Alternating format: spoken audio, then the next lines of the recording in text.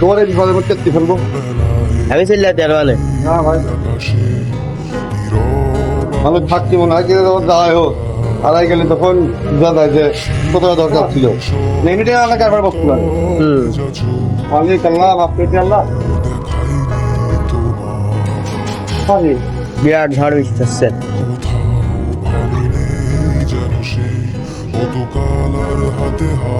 খুব ঝড় বৃষ্টি হচ্ছে, বাসায় যাতে যাচ্ছে না, একবার ভিজেছি।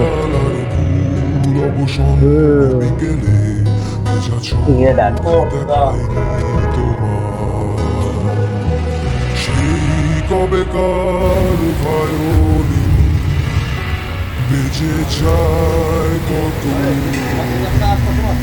প্রাণে চাপাবে দেখেনি আর কেউ